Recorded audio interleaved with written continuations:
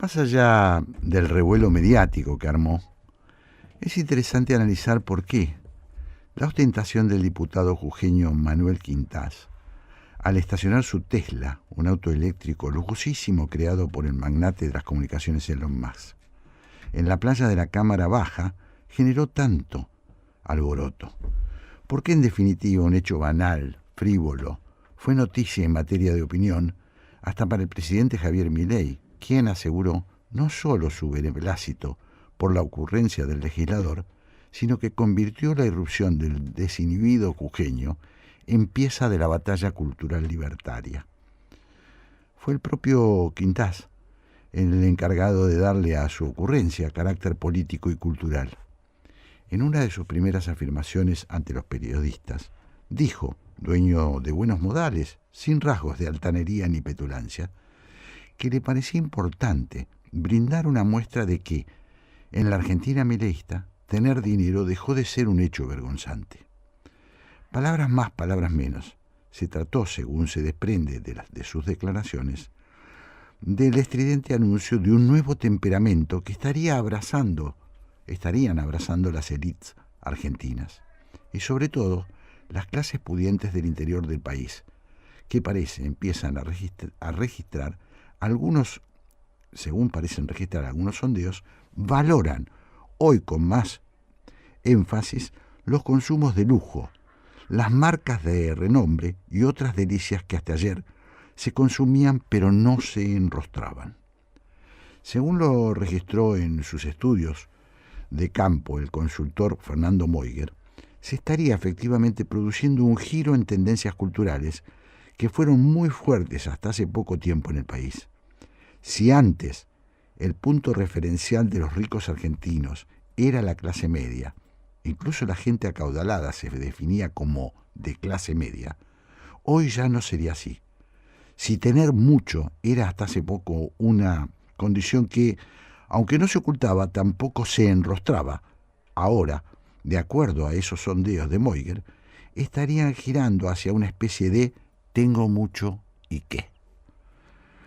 Como el presidente, el diputado habló también de batalla cultural. Logró, por cierto, un efecto informativo notable. Desfiló por todos los canales de aire, fue tendencia en redes.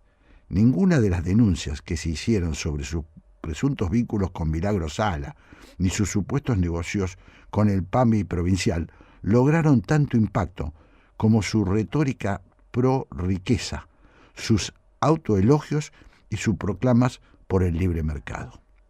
Más allá del buen o mal gusto que pueda contener la deliberada actuación del diputado Quintás, en un país en el que mucha gente sufre demasiadas privaciones, no parece ese el punto fundamental del mensaje que subyace en el debut público de su Tesla. Finalmente, nadie en la Argentina desconoce que hay gente que vive como en el primer mundo, mientras otra pasa en la calle y se alimenta en los contenedores de basura. Sería hipócrita, más hipócrita aún, ocultar esa realidad constante y sonante. Pero sí es un tema a debatir la propuesta de fondo que el episodio Quintás encierra. ¿Tendremos que adaptarnos a un modelo de abismos sociales? ¿Es este el país que estamos construyendo? ¿Se acabó el sueño de la Argentina igualitaria? ¿Tiene esto que ver con la concepción que parece dominar en el oficialismo acerca de la educación y la salud pública? ¿Se terminó en definitiva el sueño de Sarmiento, de Alberdi y de otros próceres que hicieron del país un país integrador? Nosotros no tenemos respuestas a estos interrogantes. Es posible que muchas fuerzas políticas tampoco las tengan, pero nada parece más horrible que la resignación y la aceptación de lo que nos está dando como única verdad, como si nuestro destino estuviera marcado por las fuerzas del cielo. Que el legislador disfrute de su batimóvil, quizás ganado en buena ley, pero nosotros deberíamos preocuparnos por debatir cómo nos gustaría realmente vivir. Un país solo con el 30% de gente satisfecha y el resto librado a la buena de Dios. ¿No hay otras opciones? ¿Quién lo dijo? De eso nos gustaría hablar. antes de que la indiferencia y el acostumbramiento nos ganen la partida. Hablar, ceder la palabra, escuchar. La 1110 presenta Haciendo Pie. Un programa que promueve el intercambio de ideas sin prejuicios. Haciendo Pie. Todos los domingos a las 12. Jorge Sigal, por la Radio Pública de Buenos Aires.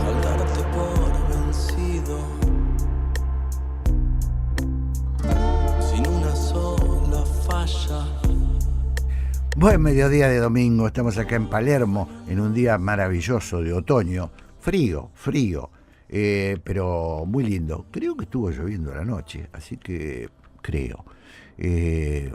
Estamos muy contentos porque ahora salió el sol, acá en Palermo calienta bien, hemos estado caminando, me encontré con Mónica en el camino, estábamos haciendo tiempo, los dos madrugadores, llegamos antes a la radio. Así que nos encontramos y ahora le voy a dar la bienvenida, como saben, Santiago Kovadlov, bueno, no lo saben, se los estoy contando. Santiago Kovadlov no va a estar tampoco hoy en la primera hora, sí nos encontraremos con él en la segunda hora del programa. Esto va a suceder hoy y también el domingo que viene, ya se los anticipo para los fanáticos del filósofo y mi amigo personal. Ahora sí, Mónica, ¿cómo estás? Hola, buen domingo, Jorge, buen domingo. Igualmente. Sí. Veníamos hablando del frío. Yo ya sabés que no soy muy amiga de esta época, pero tenés razón, estuvo lloviendo a la noche, estaba chequeando acá. Unas de esas lluviecitas aisladas, sí. Pero sí, en la madrugada de este domingo. Sí. Bueno, comenzamos, si te parece. Por favor, presentemos bien este programa. Por supuesto, como corresponde. Les damos la bienvenida como cada domingo. Empezamos Haciendo Pie y hasta las 14 vamos a estar acompañándolos aquí en la 1110. En la operación técnica está Gabriela Garrido, coordinación de aire Agustín Sarabí y Natalia Subiel, producción Gabriel Matera, producción general Mechita Laguna, coordinación artística Raquel Aparicio, locución Mónica Ferreira. Siempre les dejamos el WhatsApp de la radio para que puedan enviarnos un mensaje, contarnos, hacer algún comentario sobre el programa si quieren. Recuerden que es texto y no se olviden por favor de poner nombre y desde dónde nos escuchan. Les paso el número 11 36 99 86 60. 11 36 99 86 60. Y les dejo la recomendación para que lo sigan a Jorge. Su perfil en la red social X es @JorgeSigal. Haciendo Pie. Porque todas las ideas merecen ser debatidas.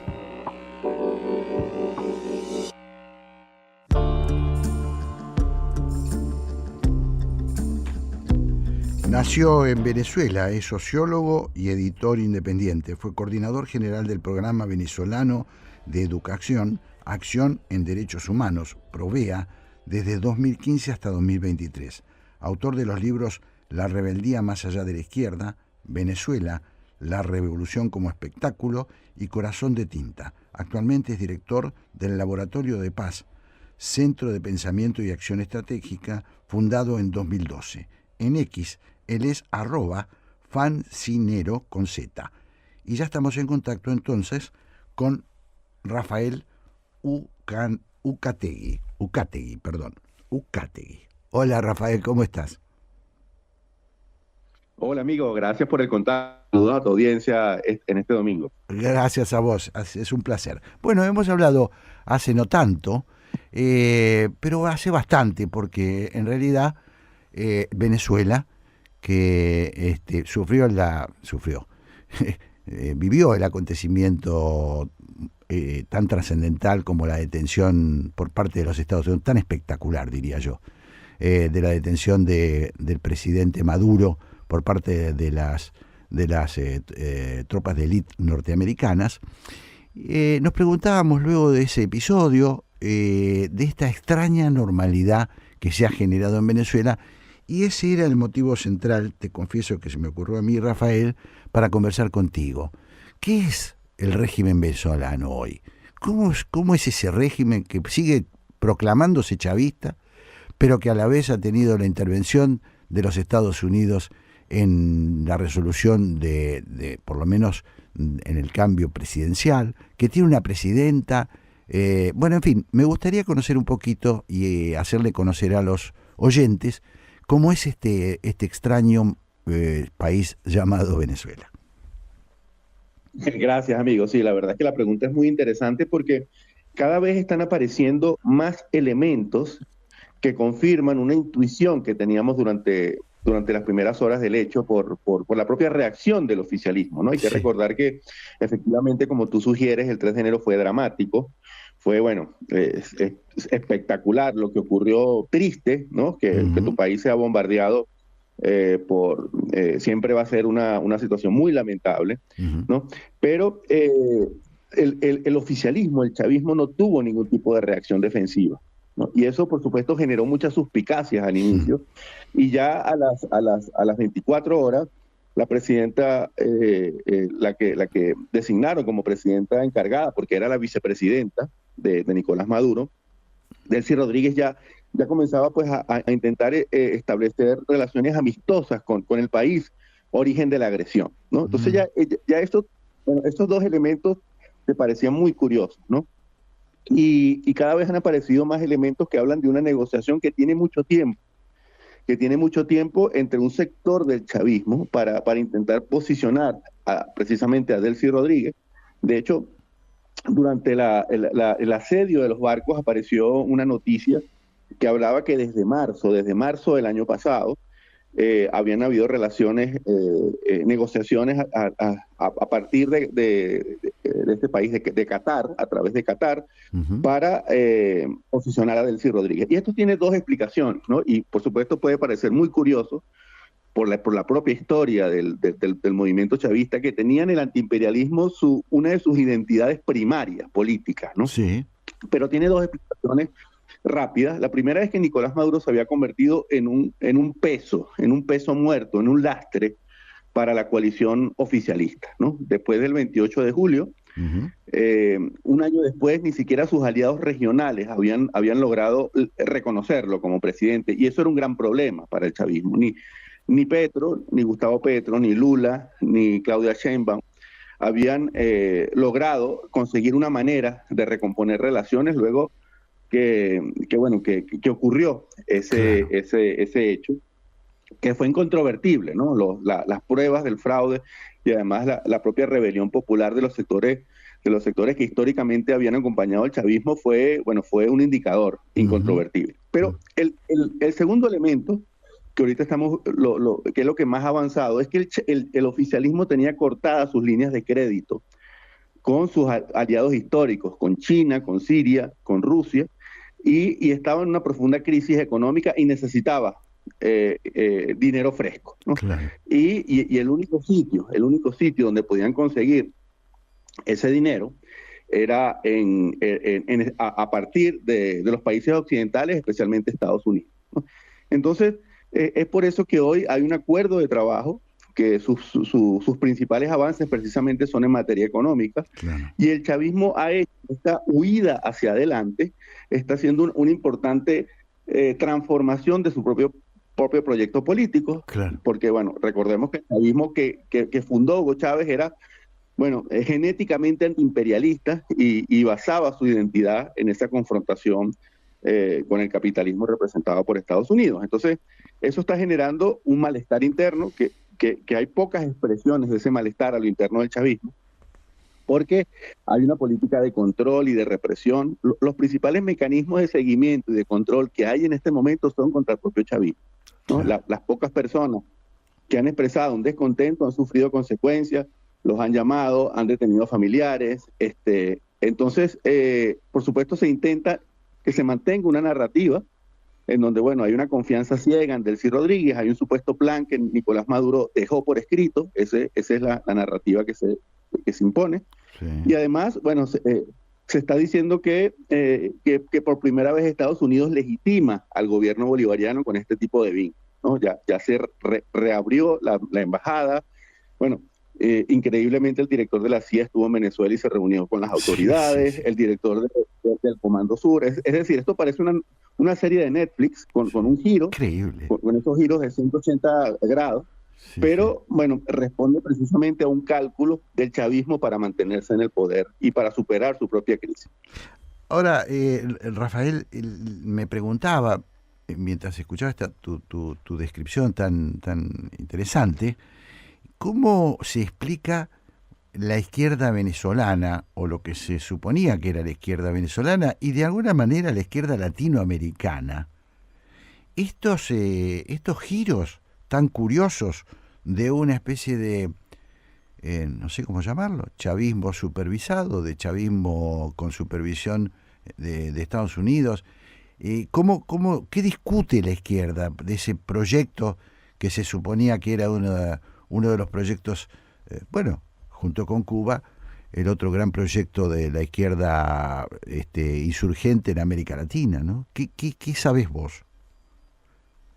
Mira, sí, precisamente luego de los primeros días del evento nosotros advertíamos a la gente de izquierda que estaba pues atenta, porque bueno, por supuesto, esa fotografía, esos videos de la presencia de los helicópteros sobre Caracas, por supuesto, nos recordaba episodios anteriores dramáticos en la historia de América Latina. Claro. Y activó rápidamente a todas las fuerzas de izquierda, que comenzaron a denunciar que sobre Venezuela había ocurrido la invasión de Panamá segunda parte, ¿no? Uh-huh.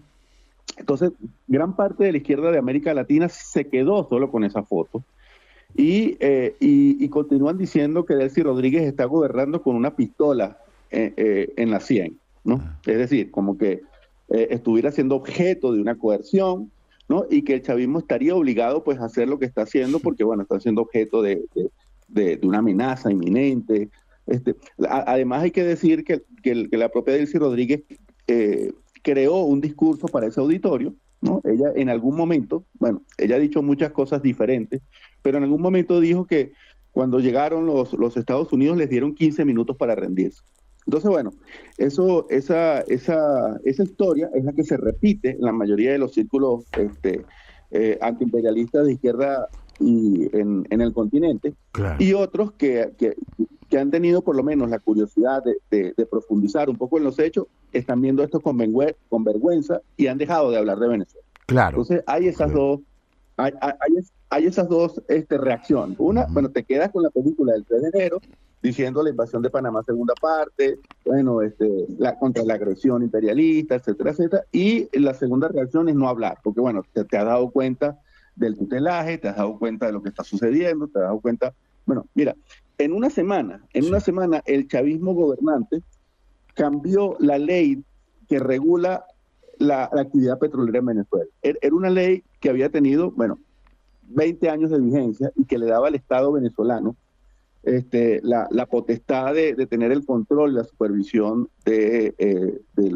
negocio, ¿no? Entonces, uh-huh. Hicieron un cambio muy rápido para favorecer la inversión extranjera, y todo lo que había denunciado Hugo Chávez en vida, que era que querían privatizar la industria petrolera, que Venezuela entregara sus recursos, eso lo hicieron los Rodríguez en una semana, ¿no? Entonces, por supuesto, quien ha seguido con más atención lo que ha sucedido en Venezuela se está dando cuenta de lo que está ocurriendo, ¿no? Claro. Y lamentablemente están callando porque, efectivamente es reconocer que lo que se apoyó durante tanto tiempo no era lo que tú decías que era, y como tú sugieres, efectivamente Venezuela se presentó durante mucho tiempo como el socialismo del siglo XXI, sí, imagínate, claro, ¿no? Claro. Imagínate esa calificación grandielocuente, y que mucha gente, se entusiasmó y siguió y promovió. Pues ahora tienes que ver con vergüenza que eso digamos, no fue así. Entonces, y la izquierda dentro de Venezuela está fragmentada, ¿no? Hay un sector que está con la oposición, abiertamente con la oposición, que reconoce por diferentes razones el liderazgo de María Corina Machado, porque es la persona que más nuclea a la población en función de un regreso a la democracia. Hay otros que están intentando generar como una salida a la izquierda, una salida por la izquierda de la crisis, ¿no? Y hay otros que se han quedado del lado del chavismo, Hay algunos que, bueno, que por supuesto en todo este camino han accedido a negocios, se han enriquecido y por supuesto, bueno, se han distorsionado. Y hay un pequeño sector que está intentando recomponerse y hacer una resistencia a lo interno del chavismo contra todo lo que está ocurriendo. Ese sector está liderado por Elías Agua, que hasta ahora pues ha venido haciendo algunas reuniones, está intentando, bueno, ver de qué manera recompone algún tipo de articulación con otros sectores del chavismo, en un momento muy difícil, como te conté, porque hay mucha supervisión, hay mucha vigilancia, hay una hegemonía total de la narrativa oficialista, y los espacios de expresión que ellos tenían, se los han cerrado, ¿no? Claro. Los accesos a plataformas digitales, a entrevistas, entonces, bueno, se han conseguido con las mismas condiciones que tiene la oposición para expresarse, que es, bueno, la censura casi total.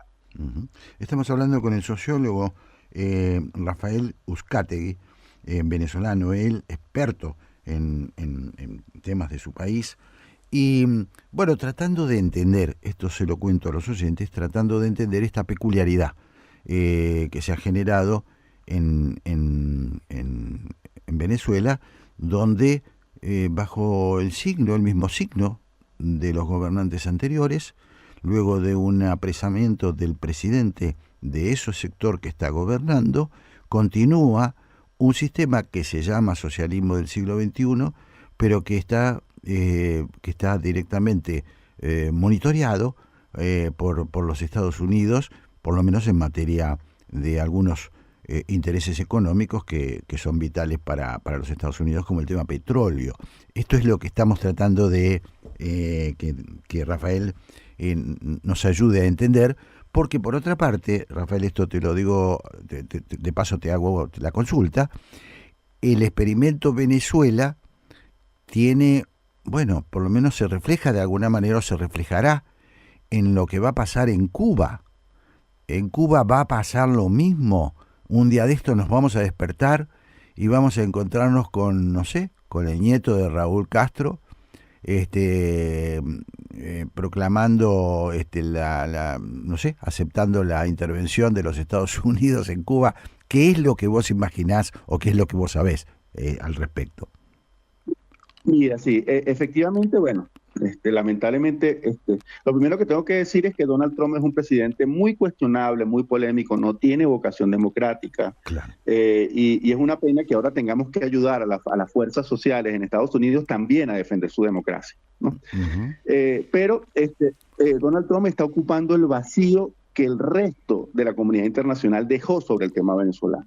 Luego del fraude electoral del 28 de julio, por supuesto, teníamos la ilusión que Gabriel Boric encabezara una iniciativa diplomática de los gobiernos progresistas para presionar a que se reconocieran los resultados, y eso lamentablemente no ocurrió. El propio Lula dijo en noviembre: Maduro es un problema de los venezolanos, y ahí entendimos que, bueno, Lula nos había dejado solos, ¿no?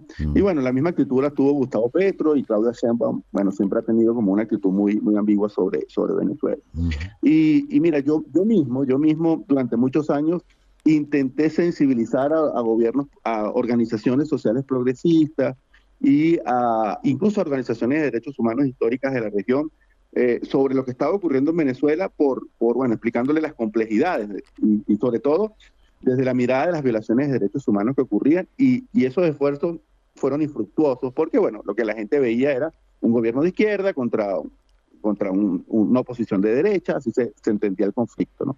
Entonces, bueno, Donald Trump fue el único que quiso intervenir, y por supuesto mucha de la población venezolana le generó expectativas.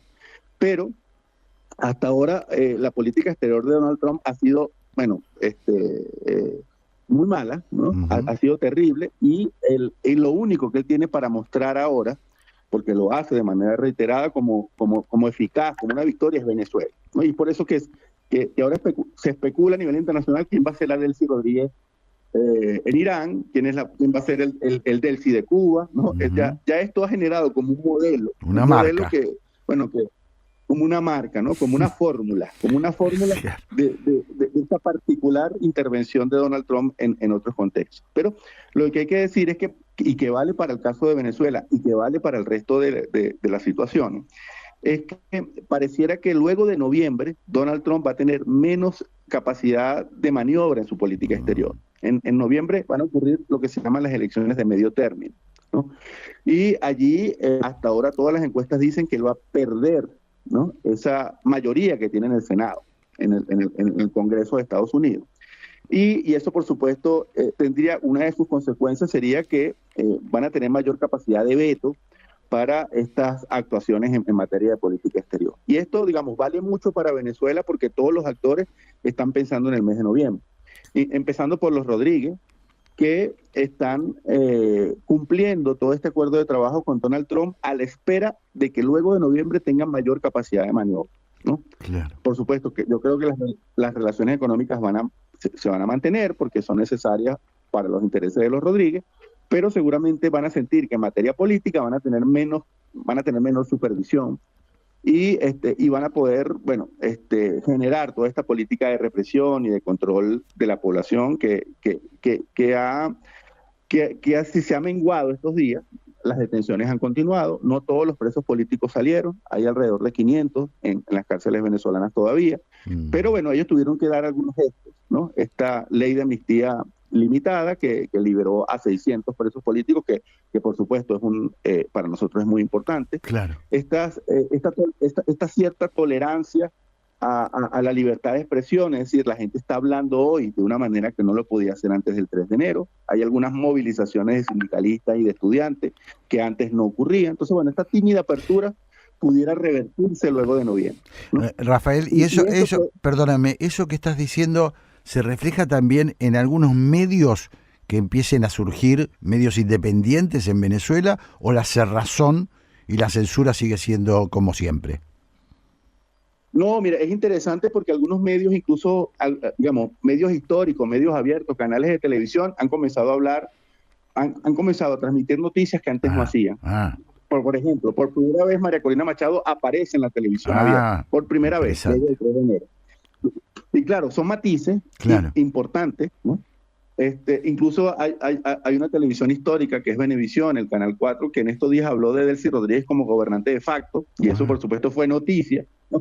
Fue noticia en sí mismo, claro, que se señalaran allá de esa manera. Entonces sí, no han aparecido medios nuevos por la crisis que hay, pero los medios que existían, tanto los portales informativos como las radios y las televisoras, están pudiendo decir cosas. Por supuesto, ellos se siguen cuidando porque saben que las libertades no son totales, claro, pero bueno, están comenzando a decir cosas que antes no podían hacer. Están, por ejemplo, las movilizaciones, las protestas, están entrevistando a los voceros de esas protestas, algo que no ocurría antes. Correcto. Entonces sí, entonces para la pregunta, cualquier cosa que Donald Trump quiera hacer de esta naturaleza la tiene que hacer antes del mes de noviembre. Claro. Entonces, bueno, para el caso de Irán, para el caso de Cuba, para el caso del resto de los conflictos, en el propio caso de Ucrania, en el caso de Venezuela o en el caso de Cuba, bueno, van a ser momentos dramáticos de aquí a noviembre porque es cuando él pudiera hacerlo, ¿no? Pero bueno, hasta ahora le ha ido muy mal en el caso de Irán y es por eso que Venezuela siempre está en su discurso, porque es la única joya.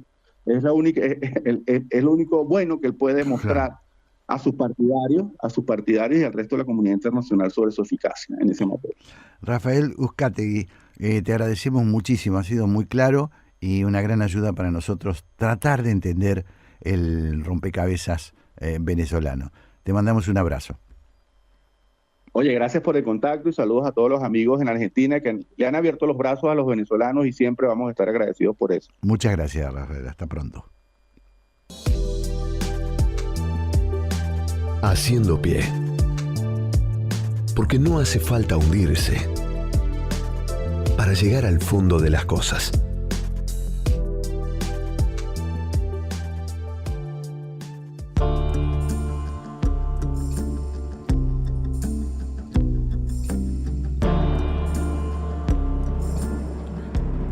Nació en Junín en 1965. Es escritor, periodista y guionista, autor, entre otros, de los ensayos Grasa, La vaca y fenómenos argentinos, y de las novenas Miles de años, Amor y un hombre, dos mujeres. Hace pocos días publicó un ensayo titulado Milei, fenómeno verbal, el político que se hizo a sí mismo hablando. Estamos ya en contacto con Juan José Becerra, quien en X figura como @jbecerra2012. Hola Becerra, un gusto conocerte. Hola Jorge, igualmente, buen día. Un placer. Bueno, estamos hablando hoy en tu calidad de ensayista, aunque vos sos un escritor de ficción muy exitoso, entre otras cosas porque has ganado el premio a la crítica recientemente, digo, para hablar de cosas recientes, el premio a la crítica en la Feria del Libro, ¿verdad? Sí, exactamente. Bueno, supongo que es un disparo más, un disparo argentino más para el lado de la injusticia. Es lo del premio. Pero bueno, sí. No, y lo del libro de Milei, Sí. o sea, por un lado obviamente me honra que lo llames trabajo ensayístico, pero por el otro lado me da como un poco de pudor, porque en realidad yo creo que es más bien una lectura. Una lectura de su fenómeno, que es un fenómeno, para mi modo de ver las cosas, eminentemente verbal, sí, obviamente con el auxilio de la teatralidad que ya le conocemos al presidente, sí, y donde él despliega, digamos, yo creo que como en 3 fases, una voluntad de consagración que en cuyo curso se desentiende de las actividades propias de la presidencia, ¿no? Porque yo lo veo como que ha sido una persona desde su aparición que primero se quiso hacer ver, sí. digamos, como la primera voluntad es la de hacerse ver, Uh-huh. la segunda sería la de hacerse reconocer, y la tercera la de hacerse distinguir. Uh-huh. Pero son todas operaciones privadas, íntimas, que suceden en el espacio público y nosotros la consideramos estatales o paraestatales, pero creo, digamos, al cabo de haber leído sus textos, Sí. los orales y los escritos, incluyendo sus libros, Sí. que lo único que ha querido hacer él es convertirse en una celebridad mundial, y lo logró. Uh-huh. Curioso. Estaba pensando, ¿no? Que no solamente he leído tu escrito, sino que he escuchado varias entrevistas que te han hecho. Y una de las cosas que más me fascinó, te soy sincero, de tu forma de plantarte frente al personaje Milei, es que vos decís, quiero saber sobre esta persona, e incluso hasta me gustaría entrevistarlo, me gustaría conocerlo, que es una cosa, te explico esto rápidamente para los oyentes sobre todo, que yo me acuerdo discutíamos muchísimo hace ya varias décadas en el periodismo, ¿no? A quién entrevistar, a quién no entrevistar, y alguien alguna vez dijo, yo si hubiera podido entrevistar a Hitler, entrevisto a Hitler, porque es conocer en profundidad personajes que uno, bueno, quieren encontrar respuestas. ¿Qué es lo que a vos te movió entre a ver cómo llamarlo, entre lo que sé que es tu antipatía a la política de Milei y tu fascinación por este personaje que irrumpió en el mundo entero, no en la Argentina solamente? Bueno, yo creo que es un gran personaje. Claro. Incluso hasta podríamos decir que es un personaje candoroso. A mí me produce como... Claro, lo he notado, sí. Incluso en este momento en donde se lo ve con dificultades para hacer pie, sí.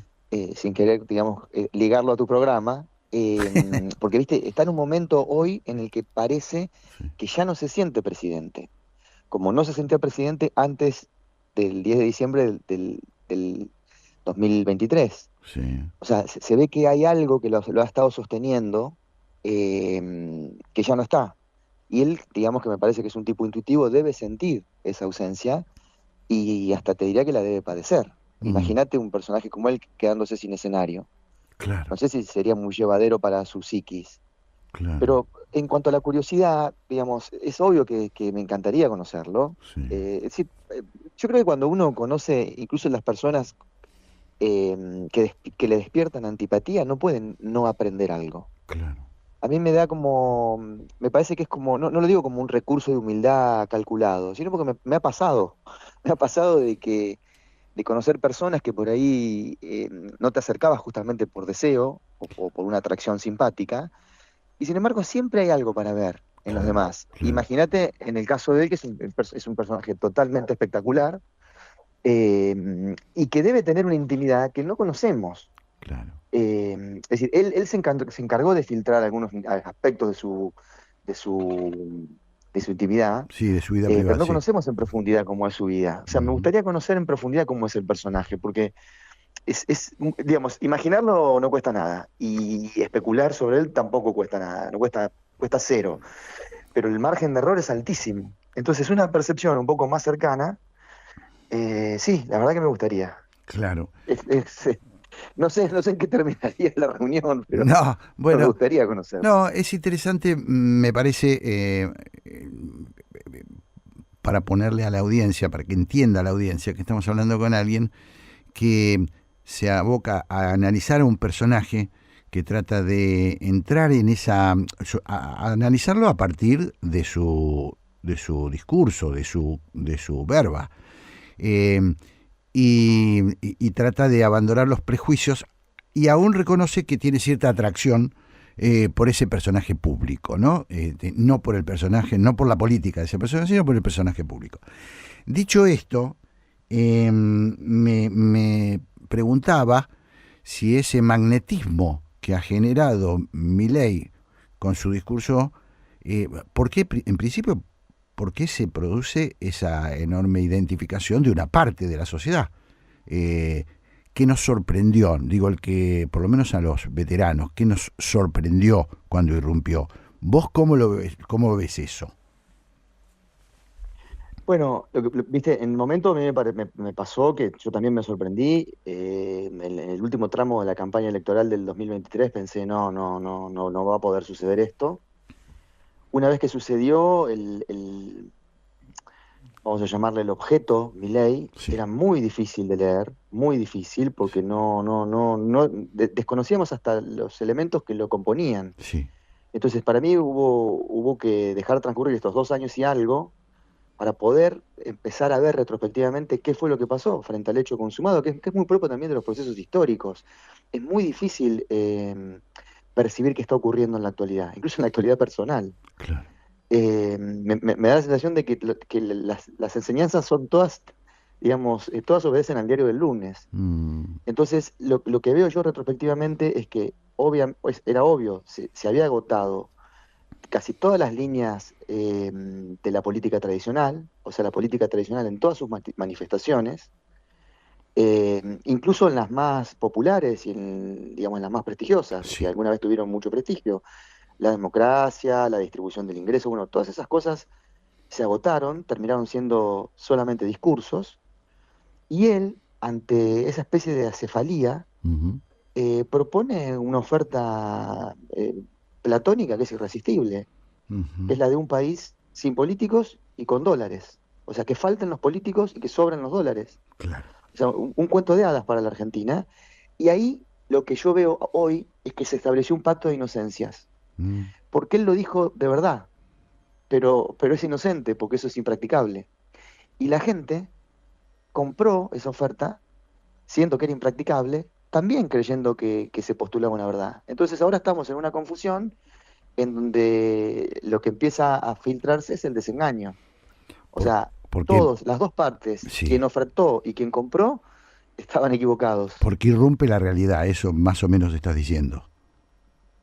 Y sí, sí, sí, sí, sí. Claro, Y cuando rompe la realidad, que obviamente es una manifestación material, claro, acá no hay sueños, en la economía no hay sueños. claro. Y vos ves que la economía, bueno, está como, no sé, con problemas, ¿no? Sí, Por lo que yo claro. veo en los almacenes, en el supermercado, en la carnicería, en las estaciones de servicio donde le llenás el tanque y son 100.000, 120.000 pesos. O sea, eso ya no es un cuento de hadas, eso es como el reverso. Ujú, Me da la sensación de que el cuento de hadas, viste que pasa mucho en los cuentos de hadas, cambiar de género. claro, La conversión, de donde vos vivías en un mundo encantado y de pronto aparece el hada mala. claro. Entonces, me parece que estamos en ese momento, que es un proceso de decepción muy profundo, que andás a ver a dónde nos lleva, ¿no? Exactamente, Porque, bueno, no sé, somos de goma, pero tampoco para tanto. totalmente. Estamos hablando con Juan José Becerra, autor, novelista, ensayista, autor, entre otros, de este último libro, Milei, Fenómeno Verbal, y estamos tratando de entender juntos de qué va, no solamente de qué va el libro, sino este personaje tan verborrágico, efectivamente, que preside la Argentina, que irrumpió en la Argentina y que trajo muchas novedades, entre otras, acá te quiero preguntar, Juan José, entre otras trajo un lenguaje nuevo, no solamente un discurso nuevo, sino un lenguaje nuevo, un lenguaje que por momentos, bueno, a los más veteranos nos sigue, nos saca un poco de urticaria, que diga, que insulte, como insulta, que entiendo que te agarra un poquito la idea, o yo me puse viejo y ya no tengo más lugar en o esta, no sé, esta degradación de la palabra. ¿Vos cómo la vivís? ¿O cómo la estudiás en realidad? Y, mira, yo la veo como muy propia de la época, más que de él. Claro. Ha habido, se saltó el resorte de la contención verbal con las redes. Sí. La gente empezó a hablar en las redes de una manera que no hablaba en la casa, en la intimidad de la casa. Uh-huh. Ese avance es un avance que puede tener incluso hasta alcances insólitos, porque ¿quién te dice que, que el bombardeo de Estados Unidos a Irán no haya sido un tuit por otros medios? Lo digo con alguna ironía, pero sí, claro. es decir, cuando se habla tanto, se habla tal al extremo, se lleva el lenguaje tal al extremo, pisás el acto. Claro. Entonces, ese me parece que eso es un peligro, siempre y cuando uno tenga la reserva de considerar que en realidad una cosa es hablar y otra cosa es actuar. Pero la frontera que divide una cosa de la otra empieza a ser cada vez más delgada, y entonces, bueno, no sé, hablar en los términos en los que habla Milei y actuar es más o produce el efecto en realidad de que es más o menos lo mismo. Claro. Eso me parece que es un peligro, pero por otro lado, la cuestión del insulto, o sea, a mí no me gusta verlo así, a él, Sí, obviamente, no me gusta que imponga ese código, porque el código es bajo en el sentido de, no de las palabras que se usan, porque, digamos, una palabra desprestigiada con una que tenga prestigios, son lo mismo para mí, digamos, hay como una cosa llana, ¿no? Quiero decir, el valor no es moral en las palabras, pero me parece que él podría cuidarse. Ahora, sí hay una cosa que me interesa de él Sí. y que te digo sinceramente, ojalá quede, que es la cuestión de dejar de que los políticos dejen de hablar como si fuesen cancilleres o papas. Claro. Porque es obvio que eso es como un residuo de la cultura política tradicional que hartó a la sociedad. Totalmente. Porque cuando a vos te hablan como un papa, te hablan como un diplomático, vos sabés que algo no te están diciendo. Claro. Y siempre me parece que algo hay que decir. Claro. Estamos hablando con Juan José Becerra, escritor, y me preguntaba en todo este estudio que vos has hecho, si llegaste a la conclusión, cuando digo estudio, sé que has leído todo lo escrito por Milei y habrás escuchado mucho de lo dicho por Milei. En tu opinión, ¿estamos hablando de un hombre culto? ¿Vos podrías llamar a Milei un hombre culto? Bueno, en el sentido en que quizás vos lo estás preguntando y yo lo estoy entendiendo, no. Claro. Digamos, que a vos te gusten 3 óperas y hayas leído 3 libros, 5 libros, y seas incapaz de ser filtrado más allá de aquello con lo que te identificás, no sé, a mí me parece que una persona culta es una persona que absorbe incluso hasta lo que lo va a dañar, Claro. desde el punto de vista ideológico o desde el punto de vista de la curiosidad. No lo veo más bien como una persona totalmente obsesiva, lo veo como Alonso Quijano. Es decir, es como un obsesivo de una sola cosa. Así como Quijano era de las novelas de caballería, Sí. o Emma Bovary de las novelas de amor, él Sí. es un tipo obsesionado con una corriente de la economía, que dicho sea de paso, está a la vista que es impracticable, y de ahí hace una religión. Entonces, hay una voluntad de fe en la lectura que clausura la posibilidad de convertirlo a él en un personaje culto, como lo entendemos, porque un personaje culto sería aquel que curiosea por todos los escenarios, por todos los niveles, incluso por lo que lo disgusta, y además con la salvedad de ir hacia lo que lo disgusta, bueno, de algún modo como un perdonavidas, porque si vos supongamos que, no sé, sos antimarxista, Sí. pero tenés la curiosidad de saber qué es ese material, entonces vas y lees El Capital, y lo lees con bronca, lo lees contenido, Sí. lo lees reprimido, no vas a encontrar nada ahí. Vas a encontrar lo que tenías vos en vos antes de ir a buscarlo. Claro. Entonces, esa operación, para mí es una operación totalmente liberal, en el mejor sentido, la persona culta que no se asusta con nada, no le tiene miedo a las lecturas, no le tiene miedo a lo contrario, eso evidentemente él no lo tiene y está ratificadísimo en sus libros. Los libros son libros neuróticos, en el sentido lo único que hacen es sostener la bandera a rajatabla y morir envuelto en la bandera, digamos, produciendo el efecto de que él sabe la totalidad de una cosa muy pequeña, ¿no? Por eso me da la sensación de que tiene como una cepa religiosa en el modo de relacionarse con las cosas. Claro. Cuando vos lo ves cuando lo ves en el muro de los lamentos, Sí.